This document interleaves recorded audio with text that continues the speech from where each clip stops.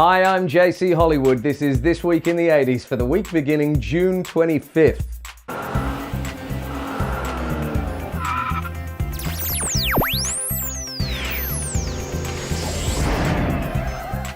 Here is a fun fact for you to dazzle your friends with. June the 25th, 1987 was the last time when the date was written out, day, month, year, like this, when none of the numbers were repeated.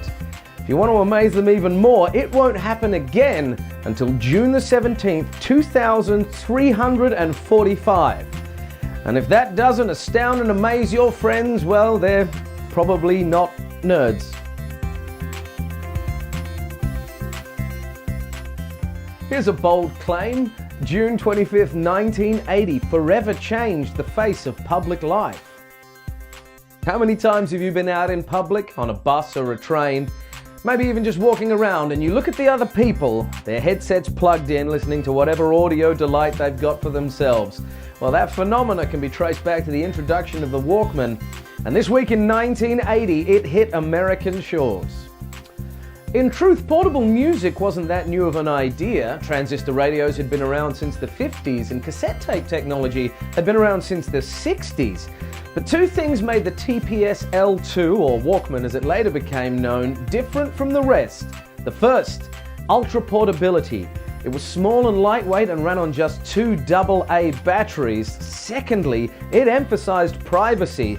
All of a sudden, the act of listening to music in public was a very personal experience. It had originally been released in Japan a year earlier, and it didn't take long for it to find its audience. It was expected to sell about 5,000 units a month, but by the end of its third month, it had already sold over 50,000. Once it hit US shores, it became a global phenomenon, and within 6 years, the word Walkman would be included in the Oxford Dictionary. And according to a Time magazine article, it increased the number of people who claimed they walked for exercise by 30%. But let's not forget its most important contribution to our society. It served as the inspiration for Cliff Richard's 1981 hit, Wired for Sound. If you were to make a list of the essential albums of the 80s, there are a couple of albums that are a lock. It's not a question of if they make the list, but where they go. Albums like Michael Jackson's Thriller or Bruce Springsteen's Born in the USA. Albums that weren't just commercially successful, but they also helped define the sound of the era. They changed the game. One of those albums, of course, is Purple Rain. It was released this week in 1984. A soundtrack to the film of the same name, Purple Rain was the 6th studio album for Prince, although the first to be credited as Prince and the Revolution. It's considered by many to be a masterpiece, a flawless fusion of funk, R&B, rock, and pop.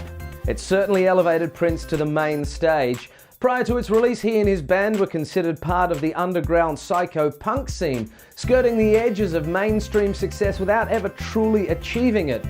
What makes Purple Rain so incredible is that it succeeds without abandoning these experimental roots. Instead, it dials them up. This is definitely not a safe studio album. Prince famously stripped the bass line from the first single, When Doves Cry, and despite misgivings from the record label about its unusual instrumentation, the song became his first #1 hit single. Let's Go Crazy, the second single from the album, went to #1 as well, and within 4 weeks of the album's release, it took top spot on the Billboard charts, selling over 20 million copies worldwide. For Prince, the success didn't come as a surprise. As record engineer Susan Rogers later recounted, Prince knew that this was going to be it. He was ecstatic when he finished it.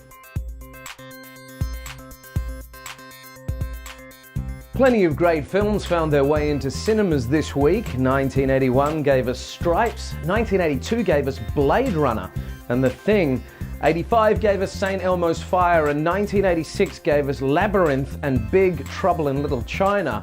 All of them are amazing films that I'd like to go into great detail about, but in 1989 a film came out that wasn't just great, it was important. Do the Right Thing tells the story of escalating racial tensions in a Brooklyn neighborhood on the hottest day of the year, but what it shows is much bigger.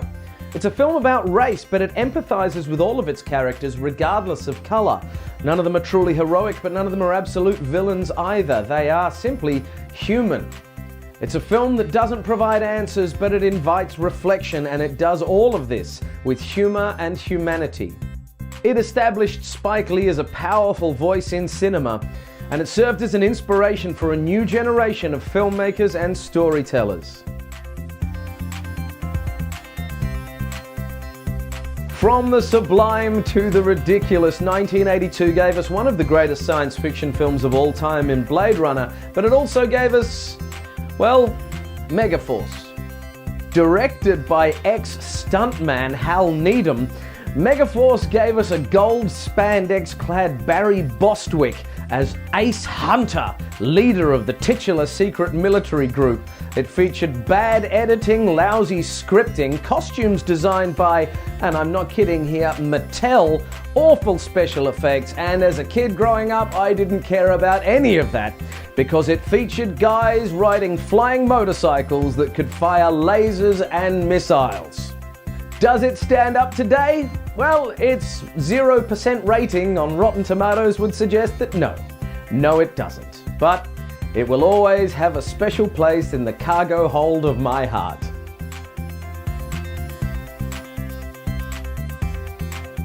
And that is going to do it for this week. Thank you for joining me. Don't forget to like, share, and subscribe. I'm J.C.Hollywood. I'll see you back here next week for more This Week in the 80s.